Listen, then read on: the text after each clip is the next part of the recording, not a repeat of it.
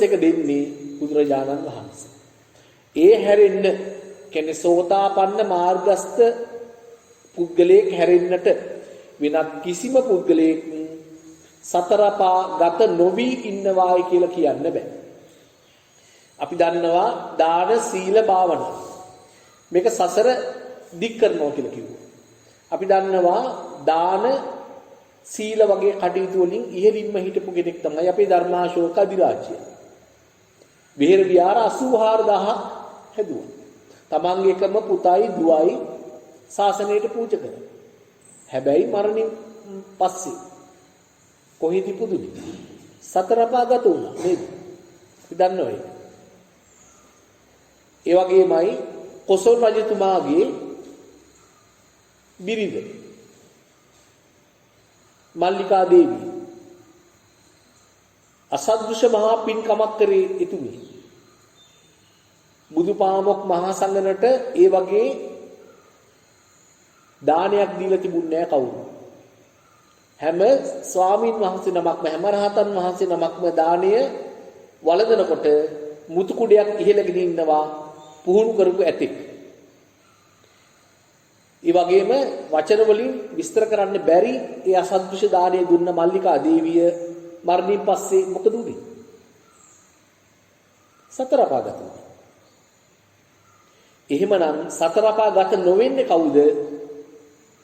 සෝතාපන්න මාර්ගඵලයටපත් වුණා නම් අන්න ඔහු හෝ ඇය කිසි දිනක මේ සංසාරේ ආපසු ගමනක් එයාගේ නැහැ. පෘථග්ජන භාවයට පත් කරන්න බෑ කිසිම පුද්ගලයෙකුට නැවත. ඔහු හෝ ඇය පෘථග්ජන භාවයට පත් කරන්න බෑ. නිවනින් දුරස් කරන්න බෑ. දිනෙන් දින නිවන කරාමයි ගමන් කරන්නේ. දිනෙන් දින නිවන කරාමයි ගමන් කරන්නේ. කිසි දිනක සතර අපාගත වෙන්නේ නැහැ. ආනන්තරීය පාප කර්ම පහද සමග අනික් ආනන්තරීය පාප කර්මයේ වන අපි කියනවා ෂඩ්විධි පාප කර්ම. බරපතල පාප කර්ම. ඒ පාප කර්ම 6ම කවදාවත් ඔහු අතින් කෙරෙන්නේ නැහැ. අන් අය හඬා වැළපෙන අන් අය පොළවේ හැපි හැපි අඬන අවස්ථාවලදී සෝතාපන්න මාර්ගස්ත පුද්ගලයා එහෙම හඬා වැටෙන මහා දුකකටපත් වෙන කම්පාවටපත් වෙන්නේ නැහැ. උපරිම වශයෙන් ඒ සෝතාපන්න ඵලයටපත් වෙච්ච පුද්ගලයෙක් උපරිම වශයෙන් භව 7යි. භව 8කට යන්නේ නැහැ. භව 7ක් තුල අවම වශයෙන් භව 7ක් තුල අනිවාර්යයෙන්ම මේ භයංකර සංසාරයෙන් මිදෙනවාමයි. ඒ තමයි සෝතාපන්න ඵලය ලැබපු උතුමෙක් ගැන බුදුරජාණන් වහන්සේ දේශනා කොට වදාරපු දේවල්. අන්න ඒ නිසා කවදාවත් සතර අපාගත වෙන්නේ නැති බවට ස්ථිරවම කියන්න පුළුවන් නිසා නිවනම අරමුණු කරමින් ඍජු ගමන් මාර්ගයෙන් ගමන් ගන්නා නිසා තමයි සෝතාපන්න ඵලයටපත් වෙච්ච පුද්ගලයා චක්‍රවර්ති රාජ සම්පත්තියටත් වඩා ශක්‍ර දේවේන්ද්‍ර පදවියටත් වඩා මහා බ්‍රහ්ම පදවියටත් වඩා උතුම් වටින පදවියක් තානාන්තරයක් කියලා බුදු පියාණන් වහන්සේ දේශනා කොට වදාළේ අන්න ඒ නිසා. සතර අපාගත වෙන්නේ නැහැ කියන එකම අපිට හිතන්න පුළුවන් ඊටාම සැනසෙලිදායක දෙයක්. එහෙමනම් මේ පින්වතුන්ටත් ඒ தത്വයටපත් වෙන්න අවශ්‍ය නම් ඒක සරල දෙයක්ුත් නෙවෙයි බැරි දෙයක්ුත් නෙවෙයි. තම තමන්ගේ උනන්දුව හැකියාව මතයි ඒ තීරණය වෙන්නේ. අන්න ඒ නිසා අපි උතුම් වූ සම්මා දිට්ඨියටපත් වුණොත් තමයි අපිට සෝතාපන්න ඵලයටපත් වෙන්න පුළුවන්කම ලැබෙන්නේ. එහෙමනම් දැන් මෙතෙන්දී අපි වචන දෙකක් පාවිච්චි කරා. එකක් කිව්වා සෝතාපන්න ඵලය. අනිත් එක කිව්වා සම්මා දිට්ඨිය. ඒ වගේම කිව්වා සෝතාපන්න මාර්ගස්තයක් ගැන අපි කිව්වා. වචන තුනක් කියලා තියෙනවා. දැන් මේ වචන තුන අතරේ තියෙන යම් යම් වෙනස්කම් තියෙනවා. මේ වෙනස්කම් ටික මුලින්ම මේ පින්නතුන් පැහැදිලි කරගන්නවා.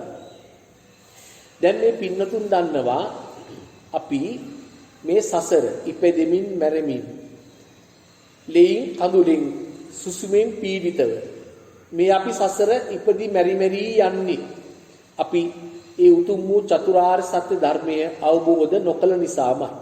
ඒක අහලා තියෙනෝනේ. කවුරුත් ඒක දන්නවා. චතුරාර්ය සත්‍ය ධර්මය අවබෝධ කළා නම් අපි මේ භයංකර සංසාරයෙන් මිදිලා.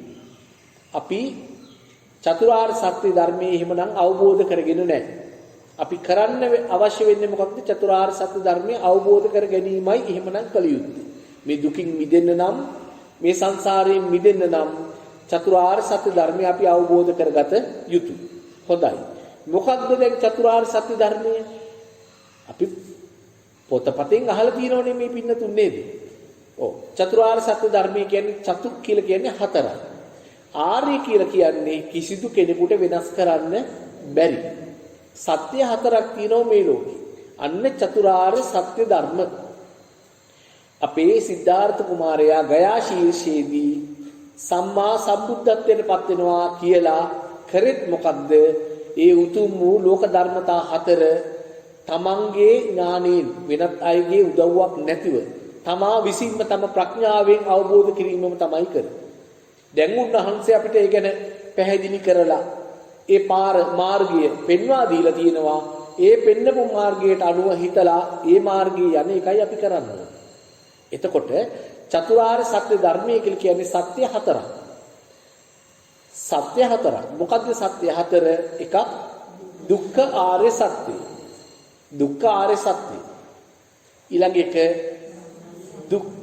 සමුදය ආර්ය සත්‍ය. දුකේ හට ගැනීම. දුක කියන්නේ මොකක්ද?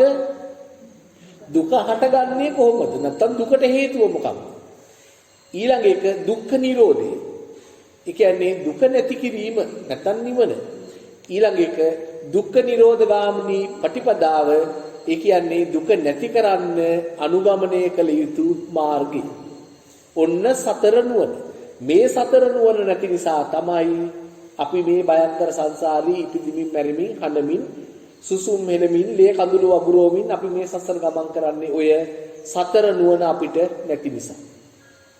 එතකොට මොකක්ද සතර නුවණ?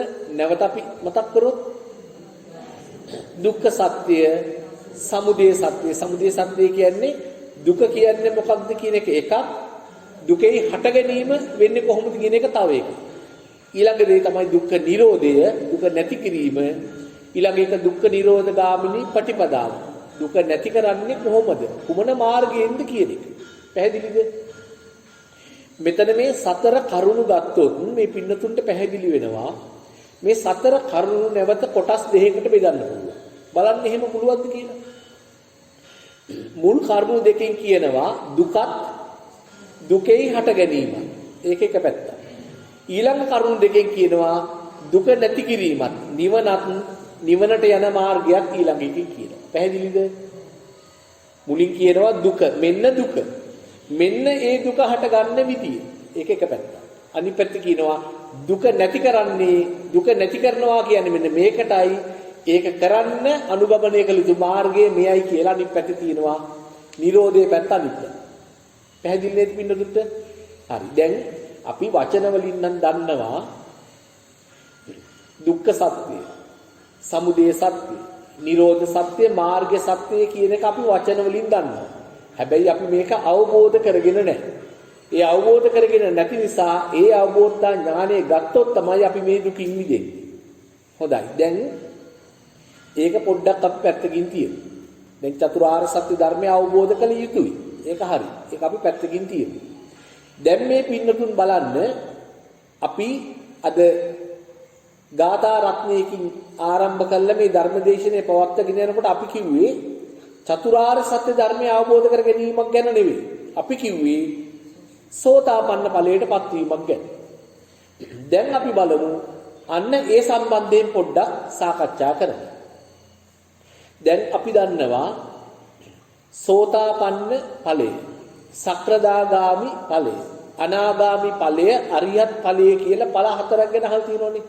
සෝවාන්, සක්‍රදාගාමි, අනාගාමි, අරියත් කියලා ඵල හතරක් ගැන අහලා තියෙනවා.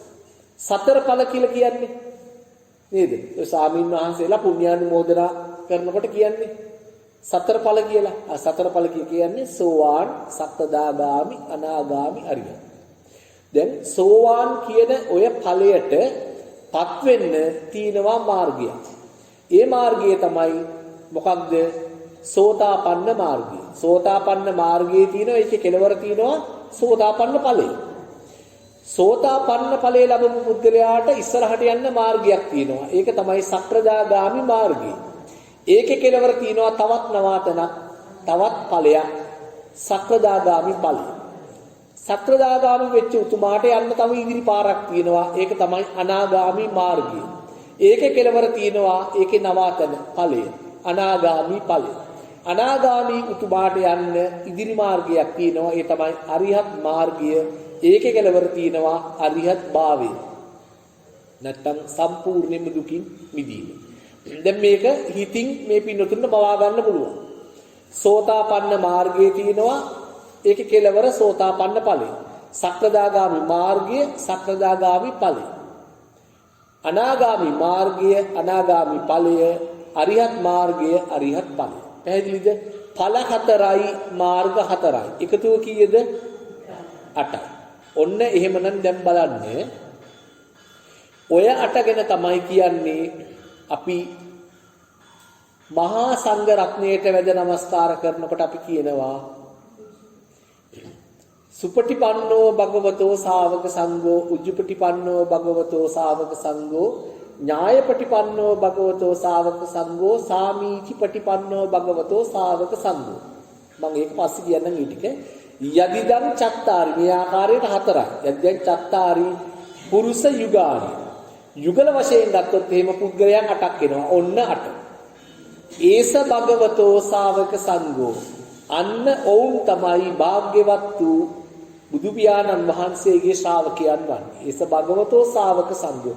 අන්න ඔවුන් ආහුනේය, පාහුනේය, දක්ඛිනේය, අංජලි කරණීය කියන ගුණ වලින් යුක්තයි කියලා අපි වැඳ නමස්කාර කරන්නේ අඤ්ඤා කොණ්ණඤ්ච මහරහතන් වහන්සේගේ පටන් මේ දක්වා පව ඉන්න අනාගතයේ ඉන්න ඒ මහා සංඝයා වහන්සේලාට ඔන්න ඔය ගාථා රත්නයෙන් තමයි අපි වැඳ නමස්කාර කරන්නේ. උතන තියෙනවා 8ක් නේද? ඒ 8 තමයි මොකක්ද?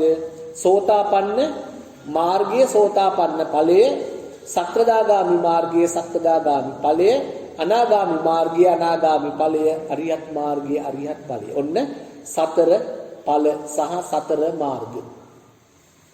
මෙතෙන්දී දැන් කාල කුමාරයා පත්ුනේ මොකටද? සෝතාපන්න ඵලයට. දැන් මේ පින්නතුන්ට පැහැදිලි සෝතාපන්න ඵලයට පත් වෙන්න නම් ඊට කලින් ඔහු ගමන් කළ යුතුයි සෝතාපන්න මාර්ගයේ. ඒ සෝතාපන්න මාර්ගයට යම් කිසි කෙනෙක් මුලින්ම පිවිසුනාද ඔහු තමයි සෝතාපන්න මාර්ගස්ත පුද්ගලයා. සෝතාපන්න මාර්ගස්ත පුද්ගලයාට තමයි කියන්නේ සම්මා දිට්ඨිය ලැබගත් පුද්ගලයා කියලා. දැන් සංසන්දනය කරන්න ආර්ය අෂ්ටාංගික මාර්ගය පටන් ගන්න මොකකින්ද? සම්මා දිට්ඨිය. සම්මා දිට්ඨිය ලැබගත්තා කියලා කියන්නේ සෝතාපන්න ඵලය ලබා ගැනීම සඳහා තියෙනා වූ මාර්ගයට ප්‍රවේශ වෙච්ච පුද්ගලයා සම්මා දිට්ඨිය ලැබගත් පුද්ගලයෙක් බවට පත් වෙනවා. පැහැදිලිද? එහෙමනම් සම්මා දිට්ඨි මාර්ගයේ ගමන් කරලා සෝතාපන්න ඵලයට පත් වුණා කාල කුමාරයා එදා. දැන් සෝතාපන්න ඵලයට පත් වෙන්න කියලාත් පත් වෙන්නත් අවශ්‍ය නැහැ. සෝතාපන්න මාර්ගස්ත වුණා නම් ඒක ප්‍රමාණයි. ඇයි අපි එහෙම කියන්නේ?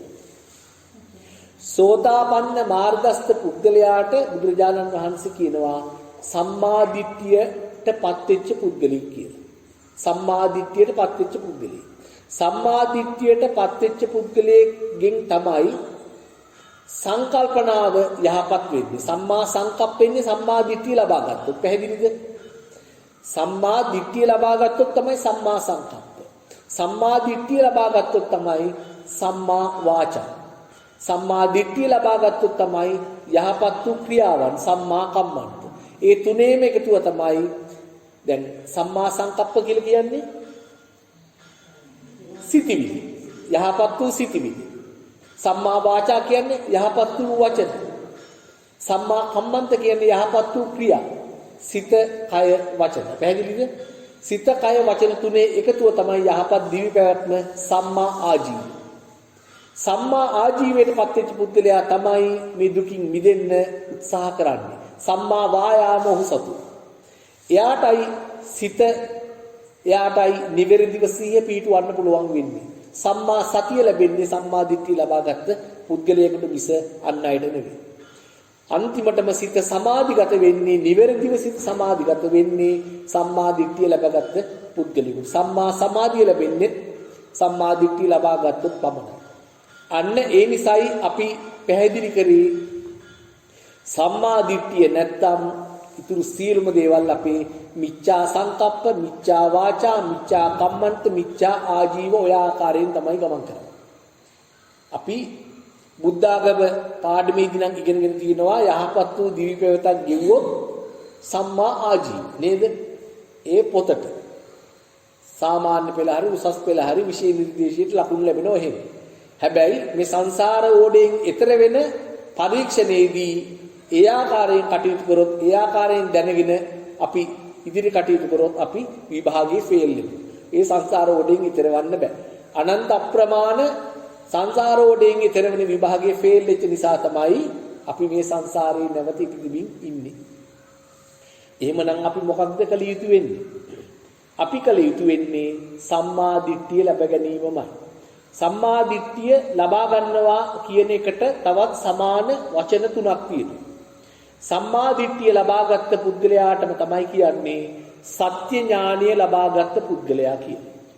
එහෙමනම් අපිට දැන් පොතපතේ දැනුම තිබුණට ගොඩක් උපාධි තිබුණට අපිට සත්‍ය ඥානය නැහැ. මේ ලෝක ධර්මතාවයේ පිළිබඳ අපිට සත්‍ය ඥානය නැහැ.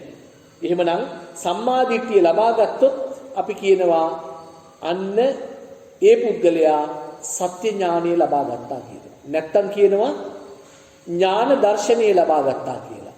නැත්තම් කියනවා දර්ශන ඥානය ලබා ගත්තා කියලා. උන් අපි සමාන වචන හතරක් හඳුන්වලා දුන්නා. සම්මා දිට්ඨිය ලබා ගත්තා කියන එකම තමයි සත්‍ය ඥානය ලබා ගත්තා කියන්නේ. දර්ශන ඥානය ලබා ගත්තා කියන්නේ ඒකයි. ඥාන දර්ශනය ලබා ගත්තා කියන්නේ ඒකයි. නැත්තම් සෝතාපන්න මාර්ගස්ථයි කියන්නේ තෝකයි. දැන් සමාන වචන පහක්. දැන් මේ සෝතාපන්න මාර්ගස්ථ පුද්ගලෙක් ඊටාම බල සම්පන්න පුද්ගලෙක්. බල සම්පන්නයි කියලා කියන්නේ මේ අවියාවිද ඒවා සම්බන්ධයෙන් නෙමෙයි. සෝතාපන්න මාර්ගස්ථ පුද්ගලයෙක් බුදුරජාණන් වහන්සේ කියනවා කල්පස්තිතිකයි කියලා. කල්පස්තිතිකයි කියලා කියන්නේ සෝතාපන්න මාර්ගස්ථ පුද්ගලයෙක් සෝතාපන්න ඵලයට පත්වෙන තුරු කල්පේ විනාශ වෙන්නේ නැහැ කියලා.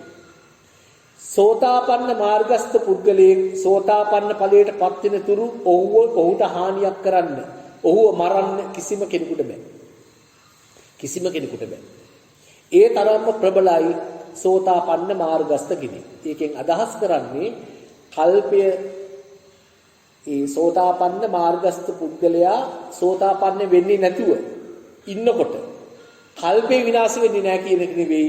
එයා ඊටා ඉක්මනින්ම සෝතාපන්න ඵලය ළඟා කර ගන්නවාමයි. මාර්ගයේ දැක්ක මාර්ගස්ථ පුද්ගලයා අනිවාර්යයෙන්ම අර නවාතනට යනවාමයි. සෝතාපන්න මාර්ග ඵලය ලබාගත් පුද්ගලයා තමයි ශක්‍ර දේවේන්ද්‍ර පදවිය, චක්‍රවර්ති රාජ්‍ය සම්පත්තිය, මහා බ්‍රහ්ම පදවිය, ඒ සියලුම පදවි වලට වඩා උතුම් වූ තත්වයකටපත් වෙන්නේ සෝතාපන්න ඵලය ලබාගත් පුද්ගලයා. හැබැයි සෝතාපන්න මාර්ගස්ථ වෙන්න පුළුවන් නම් තමන්ගේ මේ ජීවිතය තුළදීම අනිවාර්යයෙන්ම ඔහු සෝතාපන්න ඵලය ලබා ගන්නවාමයි. එහෙමනම් ඔහු සතර අපාගත නොවන පුද්ගලයෙක්. උපරිම වශයෙන් භව 7ක් තුල මේ සසර ගමන කෙලවර කරන පුද්ගලයෙක්. අන්න ඒ තත්වයටපත් වෙන්න තමයි අපිට අවශ්‍ය. ඒ තත්වයටපත් වෙන්න පුළුවන් මේ පින්නතුන්ට උනන්දු උත්සාහය තියෙනවා. එහෙමනම් දැන් ඔන්න ඒ කරුණ ගැන තමයි අපි පැහැදිලි කරන්න හදන්නේ. මෙතන ඉඳලා මේ අපගේ ධර්ම දේශනය ටිකක් මහා ගැඹුරින් හිතන්න එපා. ටිකක් ගැඹුරු වෙනවා. ලෝකයේ පවතින දේට වඩා හාත්පසින් වෙනස් දෙයක් තමයි අපි ධර්ම දේශනය තුලින් පෙන්වන්නේ. ඒකයි අපි සියලුම දෙනාට තියෙන මිත්‍යා දෘෂ්ටිය නම් ඒක සම්මා දිට්ඨියටපත් වෙනවා කියලා කියන්නේ අපි මේ දකින දෙයට වඩා හාත්පසින්ම වෙනස් වූ තත්ත්වයක් තමයි අපි මේ ලෝකයේ ගැන දකින්නේ. කෙටියෙන් පැහැදිලි කරොත් මේ පින්නතුන්ට දැන් බාහිරයෙන් ලෝකයක් හමු වෙනවා නේද? බාහිරේ සත්තු ඉන්නව නේද? පුද්ගලයෝ ඉන්නව නේද? අම්මා තාත්තා දුව පුතා සහෝදර සහෝදරියෝ ඒ වගේ අය ඉන්නව නේද බාහිරේ? එහෙම ඉන්නවනේ. බාහිරේ තියෙනව නේද විවිධ දේවල් තියෙනවනේ. ওই බාහිරේ තියෙන විවිධ දේවල් තියෙනව නේද? බාහිරේ විවිධ තැන් තියෙනව නේද? නේද? දැන් බදුල්ල නගරය මතක් කරගන්න පුළුවන් නේද? පලාස්ස භාව මතක් කරගන්න පුළුවන් නේ, ෂෙඩ් එක මතක් කරගන්න පුළුවන් නේ, ඊතර දින වැල්බෝදිය මතක් කරගන්න පුළුවන් නේ. ඒ වගේ දේවල් මේ බාහිරේ තියෙනව නේද?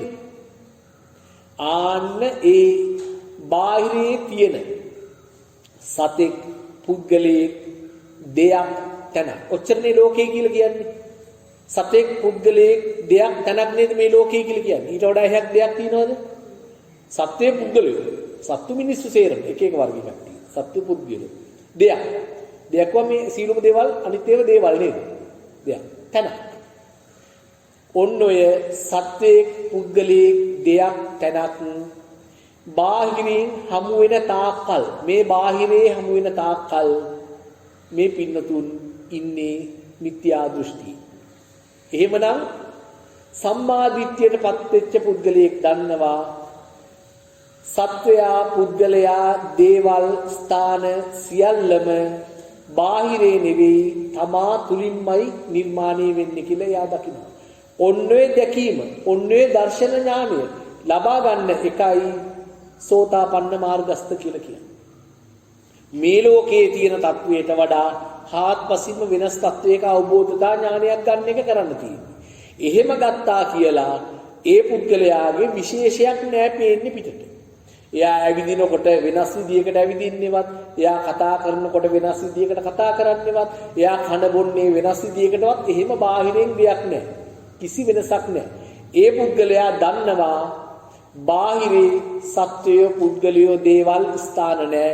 සියල්ල තමා තුලින් තමයි ඇති වෙන්නේ කියන එක ඒ අවබෝධතා ඥානය ගන්න අරගෙන තියෙනවා. අන්න ඒ අවබෝධතා ඥානය ගන්න පුළුවන් නම් මේ පින්නතුන් අනිවාර්යයෙන්ම ඒ සෝතාපන්න මාර්ගයට වැටෙනවා, මාර්ගස්ත වෙනවා. මාර්ගස්ත වුණා නම් යම් පුද්ගලයෙක් ඒ මාර්ගස්ත වෙලා ඉන්නවනම් අනිවාර්යයෙන්ම ඔහු ඇය මේ භවයේ තුලදී අනිවාර්යයෙන්ම සෝතාපන්න ඵලයටපත් වෙලා තමයි මියන්නේ. සතර අපාගත වෙන්නේ නැහැ. සතර අපාගත වෙන්නේ නැහැ. එහෙමනම් දැන් ඔන්න ඔය తත්වය, ඔය දැක ගැනීම, ඔය දර්ශනීය, ඔය ඥාන දර්ශනීය අපි කොහොමද තේරුම් ගන්නේ? මේක අවබෝධ කරගන්න එච්චරම සරලක් නෑ. හැබැයි බැරිත් නෑ. මේ පින්නතුන්ට උවමනාව තියෙනවා නම්, ගොඩක් උවමනාව තියෙනවා නම් අර කාල කුමාරයා කරපු වික්‍රමය කරන්න පුළුවන්. අද දවසේ අපි මේ ධර්ම දේශනාව අවසන් වෙනකොට මේ පින්නතුන්ට පුළුවන් දැක ගන්න මේ මාර්ගය මෙන්න මේකයි මාර්ගස්තය. මෙන්න මේක නේද මේ කියන්නේ. මේ බාහිරේ සත්තු පුද්ගලයෝ නෑ කියලා කියන්නේ මේක නේද? සත්‍ය පුද්ගලයෝ ඉන්නේ මෙහෙම නේද? බාහිරේ දේවල් නෑ කියලා කියන්නේ මේ බාහිරේ දේවල් නෙවෙයි නේද මේ අහුවෙන්නේ මට? මා තුලින්ම මේ බබයක් පමණු සිර්ර තුලින්ම නේද මා විසින් මේක හරි ගස්ස ගන්නෙ. අන්න ඒ විදියට ඒ ඥානය ගන්න පුළුවන් මේ පින්නතුන්ට උමනා උනන්දුව තියෙනවා. ඒකට සෝතාපන්න ඵලයටපත් වෙන්න තියෙනවා ප්‍රධාන අවශ්‍යතා 4. ඒකත් අහගන්න. ඒ අවශ්‍යතා 4 නැත්තම් සෝතාපන්න ඵලයටපත් වෙන්න බෑ. මොකක්ද මේ අවශ්‍යතා 4? සෝතාපන්න අංග. බුදුරජාණන් වහන්සේ පැහැදිලි කරනවා සෝතාපන්න අංග 4ක්. එකක් තමයි කල්යාණ මිත්‍ර සම්පatti. කල්යාණ මිත්‍ර සම්පත්තිය තියෙනවා නම් විතරයි ඊළඟ කරුණ සම්පූර්ණ වෙන්නේ. ඒ කරුණ තමයි සද්ධර්ම ශ්‍රවණය. කල්යාණ මිත්‍ර සම්පත්තිය සද්ධර්ම ශ්‍රවණය. ශ්‍රී සද්ධර්මයේ නිවැරදි ධර්මයේ විකෘති නොවූ ධර්මයේ ඔන්න අහන්න ලැබෙනවා. එහෙමනම් කරුණු දෙක. ඊළඟ එක තමයි යෝනිසෝ මනසිකාරය. යෝනිසෝ මනසිකාරය කියලා කියන්නේ නිරන්තරයෙන්ම මේ දකින, ඇහෙන, දැනෙන, දැනගන්න. දකින කියනකොට පැහැදිලිනේ. මේ දැන් මේ පින්නතුන් වටේ දකින්නේ. දකින. ඇහෙන කියන එක පැහැදිලිද මේ ඇහෙන්නේ? ඇහෙන්නේ. දැනෙන කියනකොට දැනෙන්නේ මොනවාද? රස දැනෙනවා, ගඳ සුවඳ දැනෙනවා, පහස දැනෙනවා. රස දැනෙනවා කියනකොට දිව. ගඳ සුවඳ දැනෙනවා කියනකොට නාසය. පහස දැනෙනවා කියනකොට මේ ස්නායු සහිත මේ කය. පැහැදිලිනේ? හරි. ඊට පස්සේ දකින ඒ කියන්නේ ඇහැ. ඇහෙන කන. දකින, ඇහෙන, දැනෙන. දැනෙන කිව්වහම ගඳ සුවඳ, නාසය, රස ඒ කියන්නේ දිව. ඊට පස්සේ පහස ඒ කියන්නේ කය. ඉන්ද්‍රියන් පහක් ඉවරයි. ඊළඟ එක තමයි දැනගන්න. දැනගන්නේ මොනවද අපි? සිතින් සිතිවිලි දැනගන්න ඕනේ. නිරන්තරයෙන්ම සිතිවිලි දැනගන්න එක නේද කරන්නේ අපි. සිතින් දැනගන්නේ මොනවද? සිතිවිලි. ඔය ලෝකේ කියන්නේ ඔකට. ලෝකේ කියලා කියන්නේ දකින, ඇහෙන, දැනෙන, දැනගන්න. ඔය හතර නේද ලෝකේ කියලා කියන්නේ. අපි ලෝකේ ජීවත් වෙනවා කියලා කියන්නේ ඔය හතර නේද? හිතන්න. ඊට ඒ හැර වැඩි යමක් තියෙනවද මොකක්ද? බුදුරජාණන් වහන්සේට අමතක වුණු දෙයක් එහෙම මේ පින්නතුන්ට මතක් වෙනවද මොනවද? දකින්න. ඇහෙන. දැනෙන. දැනෙන කොහොමද තුනයි? රස, පහස, ගන්ධය. ඊළඟ එක සිතිවිලි සිතනවා. ඔය හරිනම් වෙන මොනවද තියෙනවද ලෝකේ? නෑ. ඔච්චරයි ලෝකේ කියලා කියන්නේ. ඔන්න ඔය දැනෙන, ඇහෙන, දැනෙන, දකින, ඇහෙන, දැනෙන, දැනගන්න කියන ඔය අවස්ථාවවලදී සිහිනුවණින් ඉන්න එකට තමයි කියන්නේ යෝනිසෝ මනසිකාරය කියලා. පැහැදිලිද? එතකොට අපි කිව්වා සෝතාපන්න අංග හතරක් තියෙනවා, හතරෙන් තුනක් කිව්වා. පළවෙනි එක කල්යාණ මිත්‍ර සම්පත්තිය, දෙවෙනි එක සද්ධර්ම ශ්‍රවණය, ඊළඟ එක යෝනිසෝ මනසිකාරය. ඇහෙනකොට දැන් මේ ශ්‍රී සද්ධර්මයේ ඇහෙනවනේ මේ පින්නතුන්ට. ඇහෙනකොට 100න් ඉන්න ඕන නේද යෝනිසෝ මනසිකාරය? සීහෙන් හිටියේ නැතොත් සෝතාපට්ටි අග්ගයක් අතහැරනව නේද? එහෙම වුණොත් සෝතාපන්නි ඵලය අඩු ගානේ දකින්න පුළුවන්ද? මාර්ගස්ත වෙන්න පුළුවන්ද? මාර්ගස්ත වෙන්න බෑ. මේ බුදුරජාණන් වහන්සේගේ ශ්‍රී සද්ධර්මයේ මුල මැද අග සියලුම දේවල් ඊටාම හොඳින් ගැලපෙනවා, කොතනකවත් පටලෙන්නේ නැහැ. ඊටාම හොඳින් දේශනා කළා තියෙනවා. ඒකයි ස්වාක්කාත කියන්නේ. එතකොට දැන් මම පැහැදිලි කරේ දකින්නකොට, ඇහෙනකොට, දැනෙනකොට, දැනගන්නකොට ඔය අවස්ථා හතරේදී සිහිනුවන්න පවත්වා ගන්න පුළුවන් නම් එයයි යෝනිසෝ මනසිකාරය. ඒක සෝතාපට්ටි අංගය. මේ පින්නතුන් මේ ධර්ම දේශනය හොඳින් ශ්‍රවණය කරන්නේ නැතොත්, සිහිය පවත්වමින් ශ්‍රවණය කරන්නේ නැතොත් මේක ගිලිනවා මේ අවස්ථාව. අන්න සෝතාපන්න මාර්ගස්ත අවස්ථාව ගිලි වුණා.